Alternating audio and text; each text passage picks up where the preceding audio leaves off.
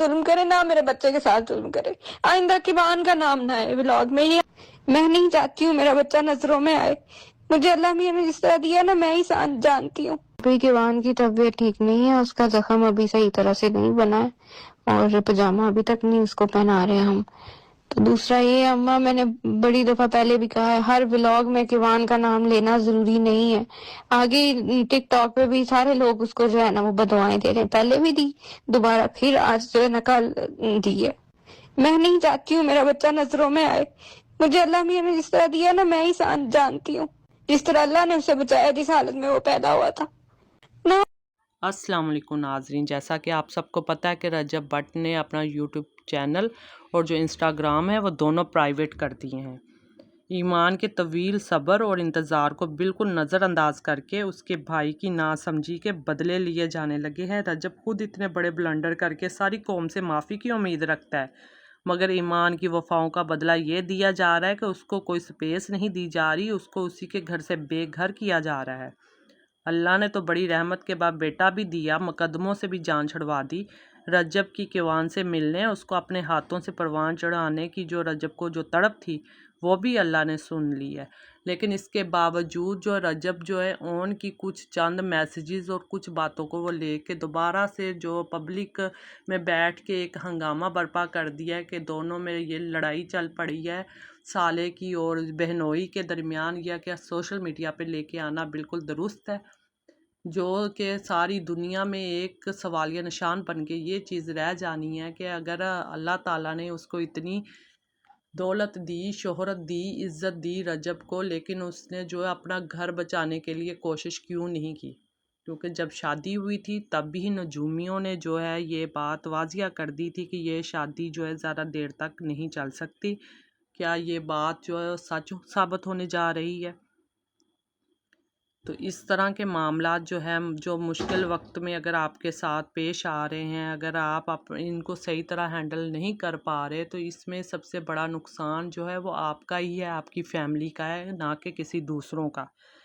यहाँ तक कि बीवी को जो सामान उन्होंने खुद देने की बजाय ड्राइवर के हाथ भेज दिया था, वो व्लॉग भी दुनिया ने देखा है कि वो जो है अपनी बीवी को और बेटे को किस तरह जो नज़रअंदाज करते हुए नज़र आते हैं, और सिर्फ दोस्तों के साथ घूमना फिरना, अच्छी जगहों पे खाना पीना, और यही लगता है उनकी ज़िंदगी इधर तक ही उन्होंने मखसूस करके रखी हुई है। जब रजब को वो माफ़ कर चुकी थी ईमान भी, जब ईमान ने अपनी जो है निकाह की एनिवर्सरी सेलिब्रेट की थी, उस दौरान भी अगर इनकी सुलह हो चुकी थी, लेकिन फिर ईमान को भी चाहिए था कि चले जी वो सब कुछ छोड़ छाड़ के वो दोबारा अपने घर वापस आ जाती, लेकिन ये तो खुदा ही बेहतर जानता है कि अंदर की बातें असल है क्या। लेकिन ये भी तो एक तरफ अगर देखा जाए कि रजब भट्ट की लीक वीडियोस टिकटॉक पर की गई वाहियात गुफ्तगू और गैर अखलाकी रवैया देखने के बाद कोई भी पढ़ी लिखी और शरीफ और बावकार लड़की ऐसे मर्द को कबूल तो नहीं कर सकती। ये भी एक तल्ख हकीकत है। लेकिन ये कि ईमान ने बहुत सब्र से सारा कुछ कर रही है, वो सिर्फ लगता है अपने बेटे के लिए कंप्रोमाइज़ करती हुई नज़र आ रही है। लेकिन इन चीज़ों में जो रजब जो है ना, वो आप समझ लें कि ना होने के बराबर ही इन चीज़ों में साथ देते हुए नज़र आएंगे आगे। ईमान के लोग ईमान को इल्ज़ाम तो देते हैं कि इसने बेटे को बाप से अलग कर रखा है, लेकिन सच ये है कि रजब खुद किवान की कोई ख़ास परवाह करता हुआ नज़र भी नहीं आता। वीडियोस देख लें, ऐसी वैसी किसी किस्म की मैंने कोई बात नहीं की। बाकी बात यह है कि जैसे ये आपकी 5 उंगलियां ना, इसमें अगर एक उंगली में भी दर्द होगी ना तो पूरे जिस्म में दर्द करता। माँ का भी प्यार मिले और बाप का भी प्यार मिले। इस वजह से हम लोग हर तरह का कॉम्प्रोमाइज़ करने के लिए तैयार थे। हमेशा हमारे लिए जो प्रायोरिटी रहा है वो रिश्ते बचाना प्रायोरिटी रहा है, ना कि सोशल मीडिया। बाकी अब अल्लाह खैर करे, आने वाले की खैर हो, लंबी ज़िंदगी हो और वो अपने माँ बाप में खुश रहे, हंसता खेलता रहे, यही मेरी दुआ है और आप सबकी भी यही दुआ है। आप सब भी दुआ करें कि ईमान के लिए आने वाली ज़िंदगी बहुत खुशियाँ लेके आए और वो हमेशा खुश रहे। मैं ये चाहता हूँ मेरी और इसके अलावा किसी से किसी किस्म की कोई बात नहीं, किसी से किसी किस्म की कोई दुश्मनी नहीं, कुछ भी नहीं है। बस मैं एक चीज़ चाहता हूँ और वो ये है कि मेरी बहन खुश रहे। इसके अलावा मुझे कुछ नहीं चाहिए। सोशल मीडिया भी जो है, मैं अगर सोशल मीडिया वजह बन रहा हूँ तो मैं सोशल मीडिया अपना ख़त्म कर दूँ, लेकिन मैं जस्ट अगर कुछ चाहिए मुझे, ना फेम चाहिए कुछ नहीं चाहिए, जस्ट वन थिंग कि मैं ईमान की खुशी चाहता हूँ, इसके अलावा कुछ। जैसा कि आप सब ने ओन का ये वाला क्लिप देख लिया है कि जिसमें वो ये कह रहा है कि सिर्फ वो अपनी बहन की खुशी चाहता है और कुछ भी नहीं चाहता और उसके बदले में उसे कुछ भी नहीं चाहिए। तो जब शोहर अपनी बीवी को इस तरह नज़रअंदाज करने लगे, उसे अहमियत देना छोड़ दे, उसका ख्याल रखना छोड़ दे, तो फिर इस रिश्ते के बीच में कुछ भी बाकी नहीं रहता। अब देखना यह है कि ईमान की ज़िंदगी का फ़ैसला क्या होता है। मेरी तो दिल से दुआ है कि उसके हक़ में जो भी हो बेहतर हो। अल्लाह ताला दुनिया की तमाम बेटियों के नसीब अच्छे करे और किसी को भी इस जैसा शोहर ना दे जो अपनी बीवी की कदर नहीं कर सकता और उसकी परवाह भी नहीं करता। उसे ना इज़्ज़त दिलवा सकता है और ना खुद इज़्ज़त शायद दे सकता है, जो अपना वक्त भी नहीं उसको दे सकता, जो उसके पास इतना वक्त ही नहीं होता कि वो अपनी बीवी और बच्चे के लिए कुछ टाइम निकाल सके। क्योंकि जो शोहर अपनी बीवी को इज़्ज़त, तवज्जो और मोहब्बत ना दे, तो ऐसे शोहर का तो फिर फ़ायदा ही क्या है। आप लोगों का इस बारे में क्या ख्याल है? कमेंट बॉक्स में अपनी राय ज़रूर शेयर कीजिएगा। मुझे आप सबके कमेंट्स का इंतज़ार रहेगा। अगर आपको मेरी बातें दुरुस्त लगती हैं तो प्लीज़ चैनल को सब्सक्राइब ज़रूर कीजिएगा। अब मुझे दीजिएगा इजाज़त। तो हम सबको एक बात ये भी साफ अंदाज में समझनी चाहिए कि शादी जो सिर्फ़ एक नाम की नहीं होती, बल्कि इसके साथ ज़िम्मेदारियाँ भी आती हैं। जब किसी इंसान की शादी हो जाती है तो उसकी ज़िम्मेदारियों में खुद ब खुद इजाफ़ा भी हो जाता है। सोशल मीडिया पर होना या मशहूर होना ये मतलब नहीं है कि पैसा कमाना ही ज़िंदगी का वाहिद मकसद बन जाना चाहिए। माना कि कमाई भी ज़रूरी है, मगर सब कुछ नहीं। ये सवाल जो है वो ख़ुद से ज़रूर पूछना चाहिए, क्या सिर्फ पैसे के पीछे भागते रहना दुरुस्त है और अपने बेटे और बीवी से दूर रहना क्या ऐसी कामयाबी वाकई कामयाबी कहला सकती है जिसमें ख़ानदान कुर्बान हो जाए। कोई भी शोहरत, कोई भी दौलत बाप की मौजूदगी का नेमल बदल नहीं हो सकती। बच्चे को वक्त, तवज्जो और बाप की ज़रूरत होती है, सिर्फ पैसे की नहीं। तो कमेंट बॉक्स में अपनी राय ज़रूर शेयर कीजिएगा। अल्लाह हाफिज़, मिलते हैं नेक्स्ट वीडियो में। वाले से बात करें तो ना तो उसका 2025 अच्छा रहा, क्योंकि सारा साल जो है वो उन्होंने अपने मुल्क से दूर गुजारी, अपने वालिदैन से, अपने अहल अयाल से दूर गुजारी। और सुनने में आ रहा था कि 2025 जो है तमाम तफसीलात जो हैं स्मूथ हो गई हैं, केसेस जो हैं वो रवानगी से चलना शुरू हो गए हैं और उनके जो भी मामलात हैं वो अब सॉर्ट आउट हो जाएंगे।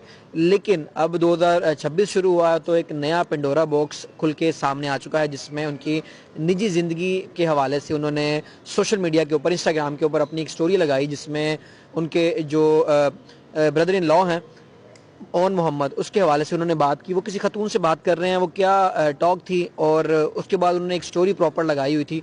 वो स्टोरी क्या थी? हमारे साथ सीनियर कोर्ट रिपोर्टर तला कुरैशी साहब मौजूद हैं, उनसे इस हवाले से तमाम तफसीलात लेते हैं। तला भाई, पहले तो बड़ा शुक्रिया। तला भाई, मैं किसी की निजी ज़िंदगी के ऊपर कमेंट नहीं करना चाह रहा है, चूँकि अब निजी ज़िंदगी नहीं रही, सोशल मीडिया के ऊपर तमाम तफसीलात जो हैं वो डिस्कस हो रही हैं। तो मामला हुए क्या हैं सर?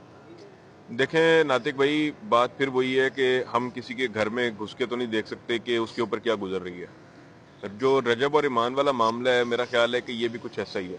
अगर हम सोशल मीडिया की बात करें तो ये झूठ की एक ऐसी दलदल है कि इसके ऊपर बहुत सारी कहानियां जो हैं वो वायरल हुई रही, ट्रेंडिंग हुई रही, लोग इसके ऊपर बात करते रहे। बहुत सारे लोगों ने तो तलाक करवा भी दी।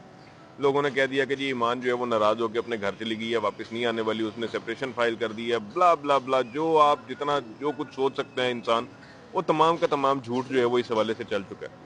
हमने इस मामले के ऊपर कभी भी पहले कोई कमेंट नहीं किया, हमने इसके ऊपर बात नहीं की। उसकी रीज़न क्या थी? उसकी रीज़न यही थी कि इखलाकी तौर के ऊपर बेहतर नहीं है कि आप किसी की निजी ज़िंदगी के ऊपर बात करें, किसी के भी जो निजी मामला आते हैं उसके घर के अंदर क्या हो रहा है उसके ऊपर बात करें। लेकिन अब क्योंकि गुज़िश्ता रात रजब भट्ट की जानिब से उनके इंस्टाग्राम हैंडल के ऊपर एक स्टोरी जो है वो अपलोड की गई है। पहले एक चैट का जो स्क्रीन ग्रैब है वो लगाया गया, एक स्क्रीन रिकॉर्डिंग है जिसके अंदर एक मुबैना तौर के ऊपर जो रजब भट्ट के ब्रदर इन लॉ हैं, जो उनके साला साहब हैं, own Mohammad Sheikh I guess, उनकी चैट है किसी खातून के साथ जो कि शायद रजब भट्ट की भी सहेली हैं और उनकी भी जानने वाली हैं। उसमें उनके साला साहब जो हैं वो उससे कह रहे हैं कि तुम मिल रही हो उस बलात्कारी के साथ और ये वो, तो मतलब इस तरह की लैंग्वेज उसके अंदर इस्तेमाल की गई है। ये एक स्टोरी जो है वो पोस्ट की गई रजब भट्ट की जानिब से, और उसके बाद साथ ही जो दूसरी स्टोरी है उसके अंदर एक बड़ा पूरा लंबा चौड़ा ओपन लेटर है। मैं उसको ओपन लेटर इस वजह से कह रहा हूँ कि जाहिर बात है वो सोशल मीडिया के ऊपर पोस्ट की गई है तो वो हर जगह वही चल रहा है। हर जगह वो चल रहा है। वो लोगों को बताने के लिए किया गया है कि जनाब ये मेरा स्टांस है। यही मैसेज जो है वो रजब भट्ट ऑन मोहम्मद को यानी कि अपने साले को पर्सनल में भी भेज सकता था, लेकिन उसने पर्सनल में नहीं भेजा। उसने वो इंस्टाग्राम की स्टोरी के ऊपर पोस्ट किया है कि ये एक ओपन मैसेज है, ये साला साहब भी सुन लें और ये साथ साथ बाकी जो लोग इसके अंदर इंटरेस्ट ले रहे हैं वो भी सुन लें। उसमें वो जो मेरे लिए एक बड़ी तशवीशनाक चीज़ है वो ये है कि उसमें एक तो उन्होंने क्रिटिसाइज़ किया हुआ है उस मैसेज को, और उसमें इल्ज़ाम लगाए गए हैं कि जनाब पॉडकास्टर्स को और डिफरेंट जर्नलिस्ट को घर के अंदर की इंफॉर्मेशन कौन पहुंचाता रहा है। वो सारे का सारा उन्होंने निशानदेही जो है वो अपने साला साहब की तरफ की है कि यही वो जो कल्प्रिट है जो इस सारे के सारे मामले के हवाले से, इनके घरेलू नाचाकी के हवाले से बातें जो हैं वो डिफरेंट लोगों को बताता रहा। अब साथ उसमें उन्होंने जो तशवीशनाक बात जिसका मैं जिक्र कर रहा था वो उन्होंने ये की है कि ये रिश्ता रहे या ना रहे। मतलब वो बात जो कि सोशल मीडिया एक अरसा दराज से कर रहा था कि इन दोनों की नहीं चलने वाली और इनकी तलाक हो जाएगी, अब उस चीज़ का इशारा खुद रजब भट्ट ने भी अपनी स्टोरी के अंदर ये कह के दे दिया कि ये रिश्ता चले या ना चले। मेरे मुंह में खाक, हमारी दुआ यही है कि मामला इनके जो है वो सेटल डाउन हो जाएं और इस नहज के ऊपर बात ना जाए। और क्योंकि ये जो तलाक का लफ्ज़ है इसको बड़ा नापसंद करार दिया गया है। बेशक जायज़ है, एक मर्द का हक है कि वो अपनी बेगम को तलाक दे, औरत का हक है कि वो अगर उसकी ना बन पा रही हो तो वो खुला ले अपने बंदे से, लेकिन उसके बावजूद भी इन चीज़ों को, दोनों चीज़ों को नापसंदीदा करार दिया गया है। और हमेशा उलमा कराम की जानिब से भी, आप प्यारे रसूल करीम सल्लल्लाहु अलैहि वसल्लम की जानिब से भी यही तलकीन जो है वो उम्मा के लिए की गई है कि इस चीज़ से जितना दूर रहा जा सके, जितना इससे बचा जा सके, जितने अपने मामलात को डी एस्केलेट किया जा सके उतना ही ज़्यादा बेहतर है। तो इसी वजह से मैं बार बार कह रहा हूँ कि ये बड़ी तशवीशनाक चीज़ है और हमारी दुआ है कि मामला अच्छा तला भाई, मेरा सवाल आपसे ये है, अगर ऑन मोहम्मद की बात करें तो ऐसी एक कंट्रोवर्सी पहले भी शुरू हुई थी जिसपे रजब भट्ट की जो वीडियोज़ हैं वो सोशल मीडिया की जीनत भी बनती रही हैं। तो वो बताइएगा क्या मामला था, ये सॉर्ट आउट ही नहीं हो रहे ऑन के साथ, या ऑन जो है वो सॉर्ट आउट नहीं करना चाह रहा, या रजब जो है वो इस बात को तोल दे रहा है, वजह है क्या? अच्छा नातिक भाई, बात यह है कि देखें जो, क्योंकि मैं ये सवाल इस वजह से कर रहा हूँ, तलब आपकी बात काट रहा हूँ, क्योंकि अगर बात करें ईमान की, ना उसकी जानिब से पहले कोई कमेंट आया सोशल मीडिया के ऊपर, ना ही अब कोई कमेंट आया, तो मैं इस वजह से पूछ रहा हूँ। अच्छा नातिक भाई, मामला ये है कि बेसिकली देखें, ये जितने भी मशहूर लोग हैं ना, ये जितने यूट्यूब के जो कह लें कि जो बड़े यूट्यूबर्स हैं, बड़े टिकटॉकर्स हैं, ये जो इन्फ्लुएंसर्स हैं, हमारी मीडिया इंडस्ट्री के बड़े लोग हैं, या फिर आपकी शोबिज़ इंडस्ट्री के बड़े लोग हैं, जिनकी ज़िंदगी जो है वो आपको इन कैमरों के पीछे और इन स्क्रीन्स के ऊपर बड़ी चकाचौंध नज़र आती है, बड़ी ग्लैमरस नज़र आती है और बड़ी अट्रैक्टिव नज़र आती है। अगर आप इसके अंदर घुस के देखेंगे तो ये इन कैमरों की रोशनियों के पीछे दुख की, दर्द की, कर्ब की ऐसी ऐसी दास्तानें छुपी होती हैं कि शायद आम आदमी उनका इमेजिन भी नहीं कर सकता। तलहा सईद कुरैशी को अल्लाह मियाँ ने मशहूर नहीं किया। तलहा सईद कुरैशी इस बात के ऊपर अल्लाह का शुक्रगुजार है कि वो जो मशहूरी के साथ जो बहुत 3600 आपके जो लाइबिलिटीज़ आती हैं वो तलहा सईद कुरैशी को फेस नहीं करना पड़ रही। नातिक रेहान को इतना बड़ा यूट्यूबर नहीं बनाया, इतना इन्फ्लुएंसर नहीं बनाया, तो इसके ऊपर नातिक रेहान को शुक्र अदा करना चाहिए अल्लाह की ज़ात का कि जो इस मशहूरी के साथ जो 4 चीज़ें आती हैं वो नातिक रेहान को फेस नहीं करना पड़ रही। तो इन लोगों की जो निजी ज़िंदगी है उसके ऊपर इन सारी मशहूरी का और इन सारी फेम का, इस सारी की सारी चीज़ का बड़ा असर होता है।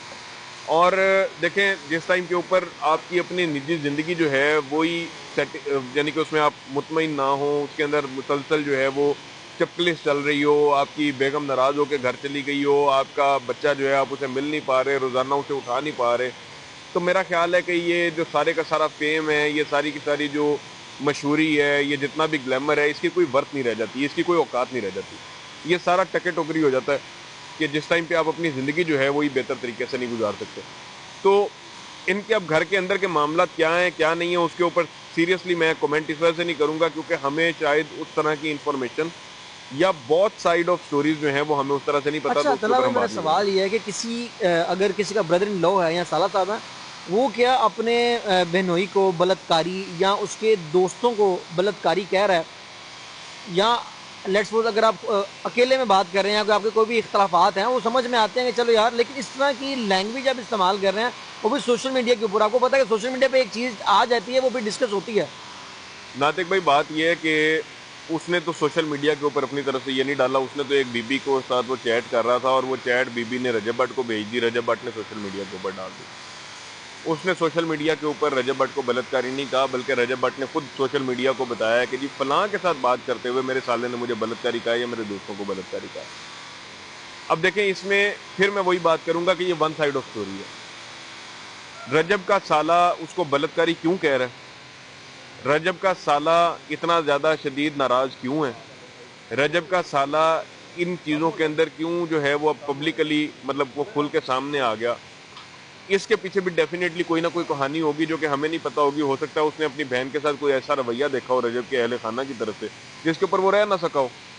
कोई भी आदमी जो है वो अपनी बहन का दुख नहीं देख सकता, उसे अपनी बहन की आंखों में आंसू पसंद नहीं है। जब उसने देखा होगा कि ईमान जो है वो मेरे घर में आके अब रह रही है, जाहिर बात है उसने अपनी बहन को कहीं पर तन्हाई में रोते हुए भी देखा होगा।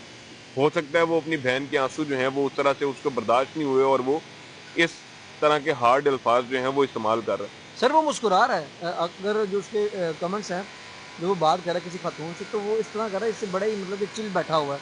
देखें नातिक, ये तो हम कह रहे हैं, ये हम अज्यूम कर रहे हैं, ये हमें लग रहा है, लेकिन वो कहते हैं ना कि वो एक बड़ी प्यारी मिसाल है कि जिस तन लागे वो तन जाने।